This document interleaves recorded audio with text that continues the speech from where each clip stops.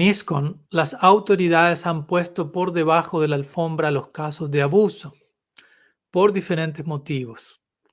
¿Usted cree que no invitar a los GBC que han sido pasivos al respecto podría ser una manera que impacte en su corazón lo suficiente para que sientan el dolor que causó la pasividad de uno en la administración? Porque hasta ahora abusador parecen estar en los espacios de comunidad. Algunas palabras no están del todo bien escritas, por lo que no estoy seguro si entendí absolutamente todo, pero creo que sí.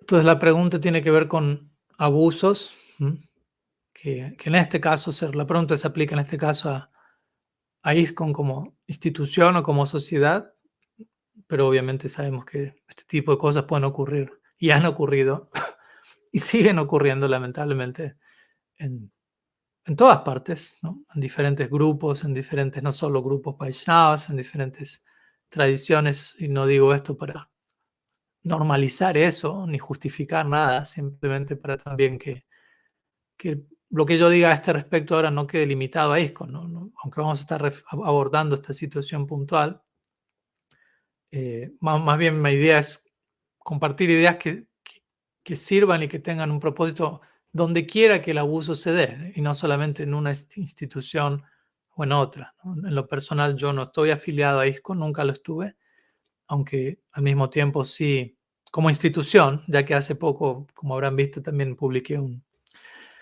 pequeño escrito sobre qué es ISKCON para mí, ¿no? Y como para mí ISKCON, y no me voy a extender mucho con eso, pero lo quiero aclarar, ¿no? Para mí ISKCON es el corazón derretido de Srila Prabhupada, que luego eventualmente tomó una forma institucional que conocemos como ISKCON. Pero esa forma, ese movimiento, llamémoslo así, externo, en la forma de una institución externa, comenzó por un movimiento interno en el corazón de alguien como Srila Prabhupada, ¿no?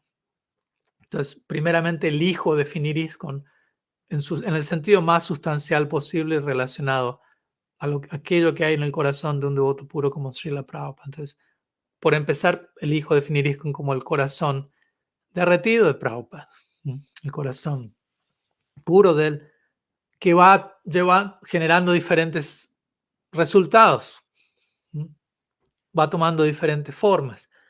Pero creo que es sano y es importante que a la hora de definir ISKCON o cualquier otra institución, en este caso, que nuestra idea principal no sea institucional, porque si no nosotros mismos estamos creando el problema, o siendo parte del problema, por entender algo que es profundamente sustancial e interno, como algo meramente externo o institucional. Entonces, un punto simplemente, ¿no?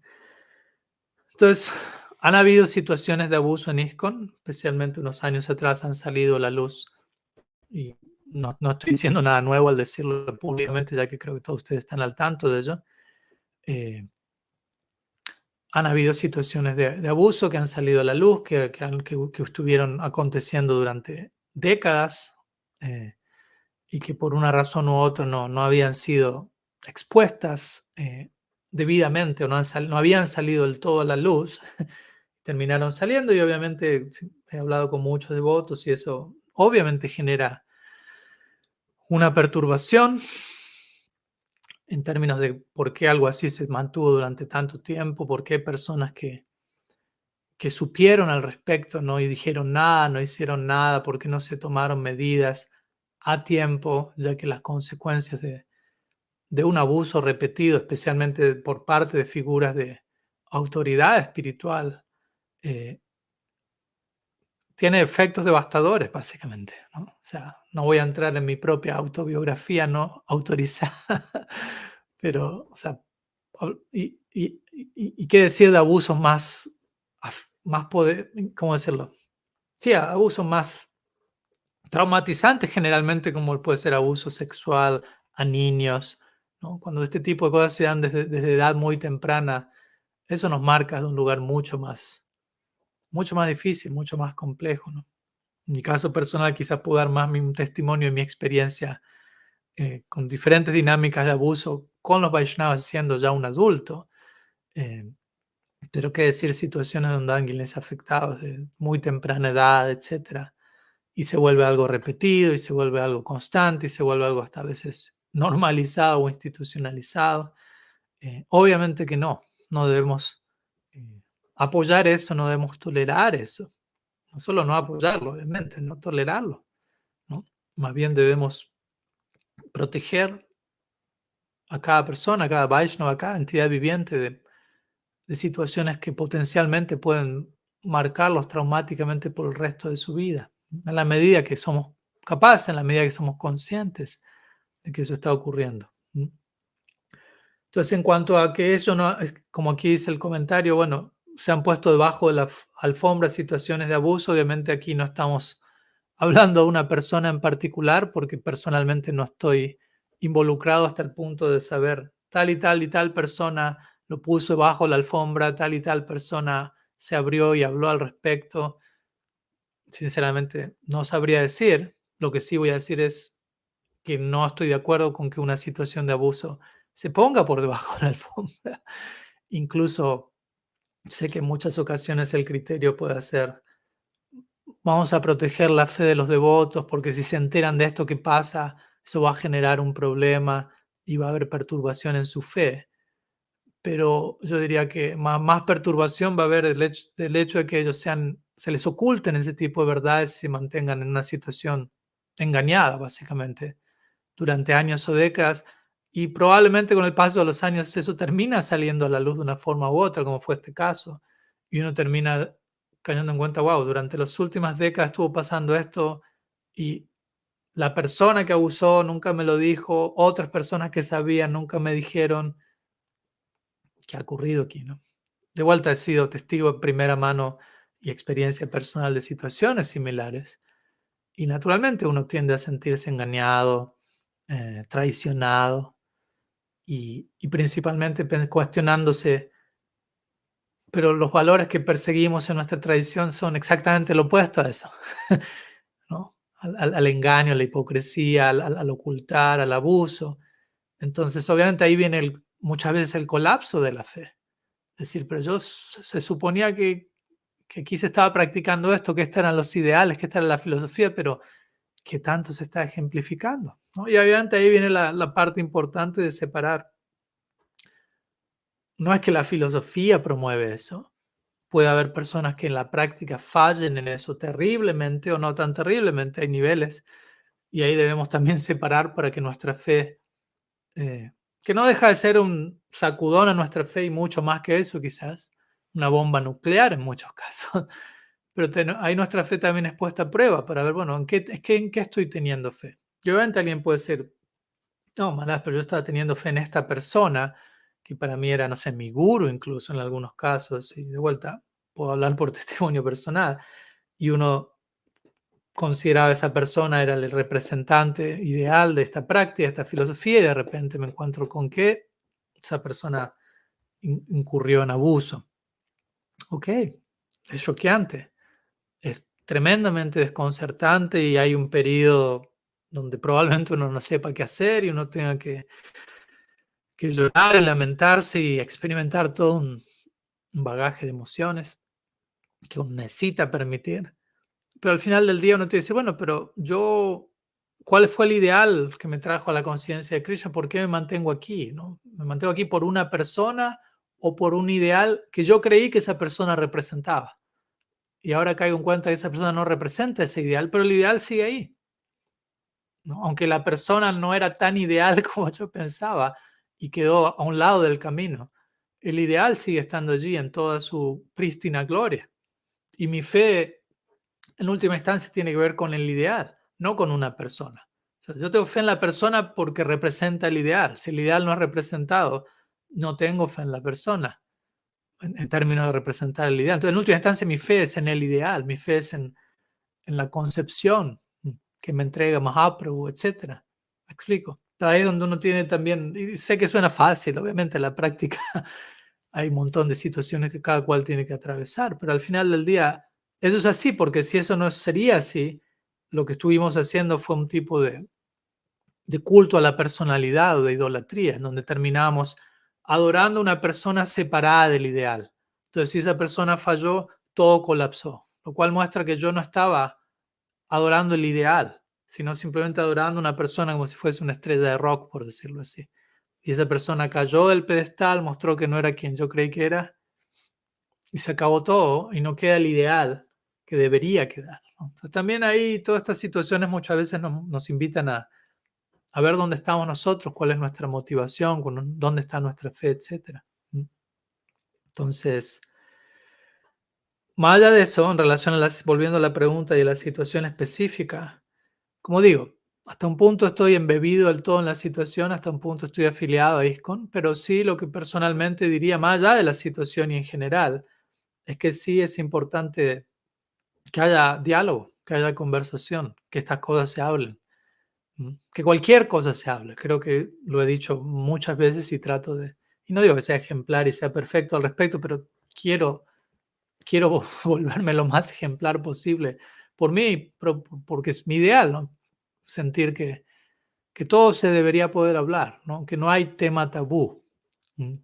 No hay tema tabú. Todo debería ser hablado y traído a la mesa, especialmente después de años en donde muchos temas se han vuelto tabú, o muchas situaciones se han vuelto peligrosas de hablar, ¿no? Y muchas veces genera toda una amenaza en términos de no sea ofensivo, no diga eso, eso no se puede hablar, eso es aparad, o lo que fuere, ¿no? Pero muchas veces una cultura donde rápidamente se cancela el pensamiento crítico, el cuestionamiento saludable, y tenemos que mantener el diálogo de manera viva y activa, porque si no hay diálogo, si simplemente todo queda reducido a una narrativa, por decirlo así, oficial, y nadie puede salir de eso, eso se acerca más y más a un culto, a una secta, a una dictadura, a un régimen totalitario, donde no se puede hablar, donde hay temor acerca de hablar, donde quisiera poder hablar, pero no me atrevo por las consecuencias que eso puede generar. No se imaginan la cantidad de votos que, por un lado, me han dicho, Maharaj, gracias por hablar de estas cosas, y no lo digo por mí, pero digo, o sea, yo en un sentido puedo hablar de lo que quiero sin riesgo a ser sacado a un lugar, pues ya fui sacado de donde estaba. Entonces, en un sentido no tengo otro lugar del cual me echen. Y en ese sentido eso me da una libertad. Obviamente tiene su precio y tiene su peligro si no me cuido, pero me da una libertad de poder hablar de lo que quiero.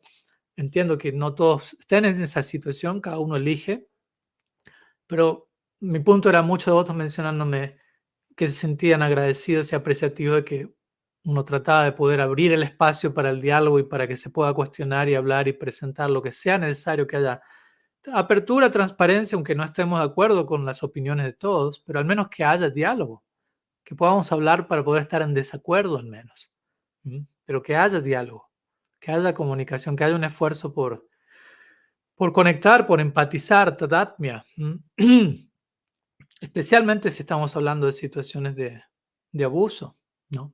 En donde uno tiene que estar dispuesto también a reconocer las consecuencias de los actos de uno. Si hubieron actividades que realizamos que no fueron las más acertadas, errores que cometimos que causaron dolor a otras personas, eh,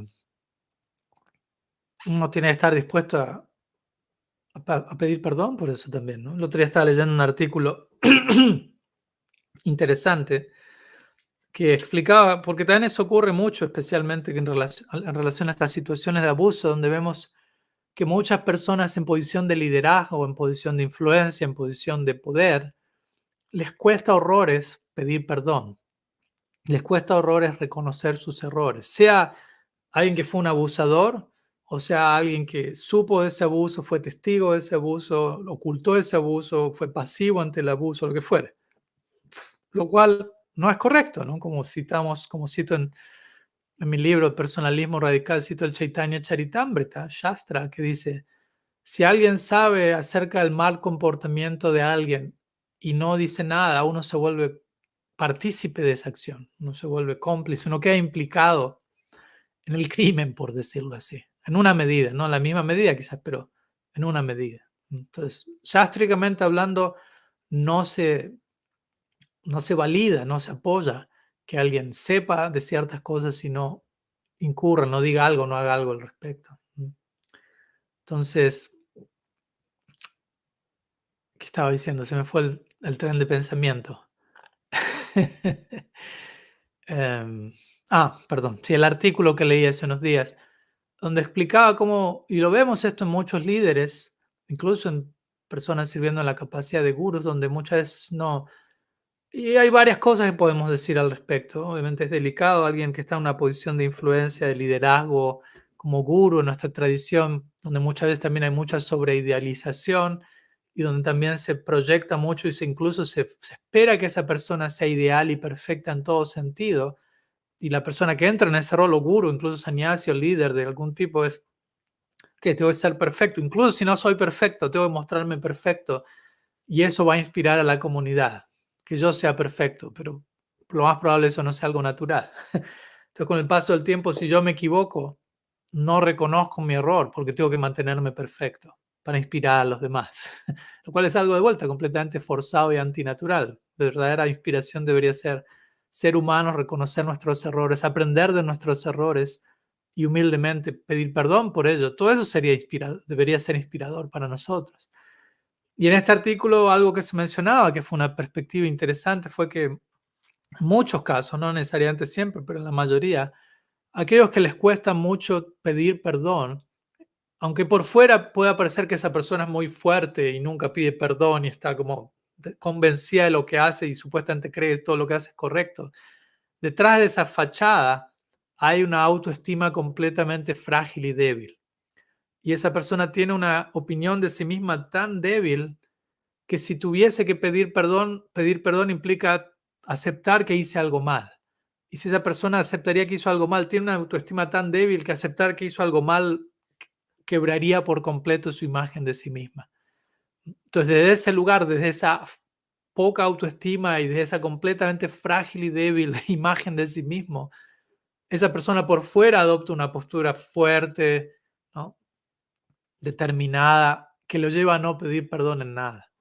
Entonces me pareció interesante porque muchas veces uno también puede confundirse y pensar que alguien que es muy externamente, como digo, ¿no? Que toma una postura fuerte ante las cosas y que aparentemente uno puede decir que tiene un carácter fuerte, esa persona, o tiene una personalidad fuerte.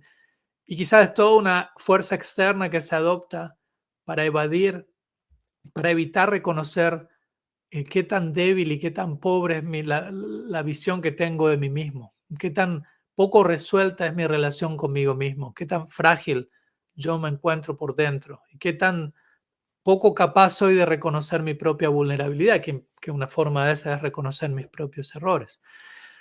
Entonces digo esto porque muchas veces personas en posición de liderazgo tienen esos asuntos no resueltos y esa no es la idea, ¿no? Alguien que asume una posición de liderazgo tiene que tener una autoestima sana y balanceada, de manera que no ocupe esa posición de poder y de influencia como una manera de ocultar sus asuntos no resueltos, ¿no? Y sabemos en qué termina todo eso, ¿no?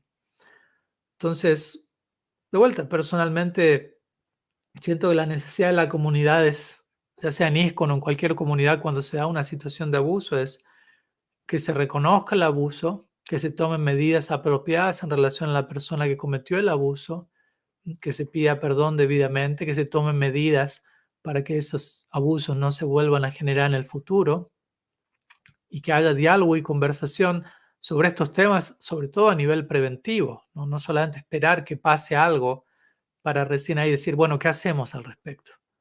¿No? La idea no es esperar a que pase algo, la idea es hablarlo con anticipación de manera que no pase. Y si pasa, bueno, ya tener suficiente diálogo para saber cómo obrar al respecto. Y siento que en ese sentido sí, hay una profunda carencia eh, de diálogo, de conversación, de reconocimiento de errores, de ideales que se han comprometido.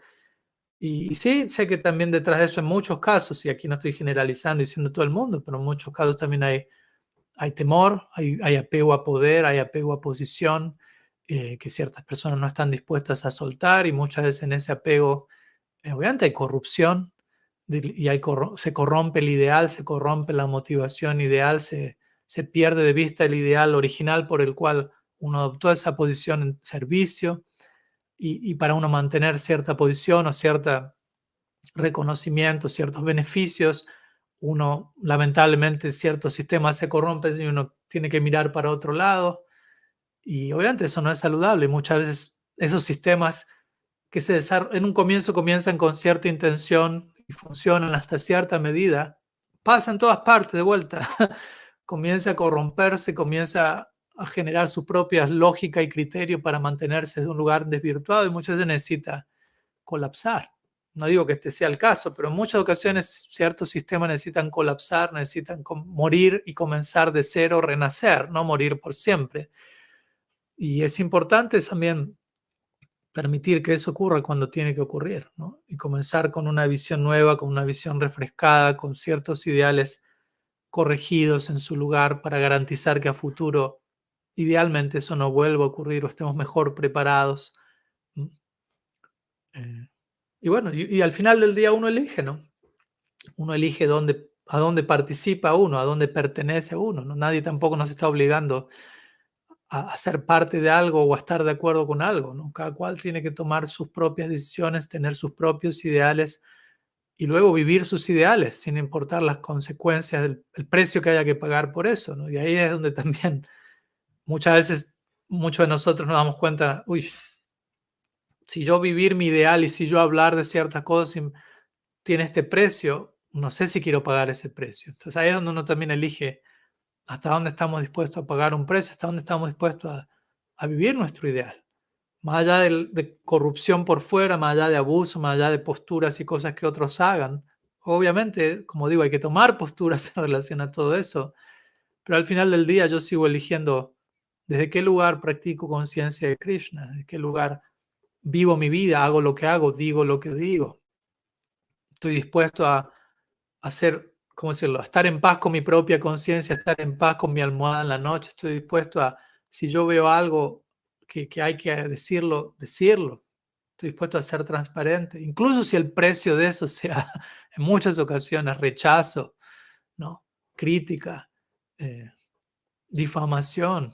Puede pasar, puede pasar. Y vemos que en la vida de grandes personalidades todo eso ocurría, ¿no? Personas que están dispuestas a decir la verdad, a señalar fallas en la propia tradición de uno, ¿no? En mi libro de Personalismo Radical comienzo hablando de eso, señalando ejemplos como prácticamente todos los acharyas de nuestra tradición, otras tradiciones que desafiaban el status quo, señalaban corrupción en su propia escuela, como Bhaktisiddhanta Sarasvati Thakur y otros que luego el resultado de eso es que muchos querían matarlo incluso, pero él no estaba dispuesto a comprometer su ideal, ¿no? Si hay algo que no está bien, atendámoslo, señalémoslo, ¿no?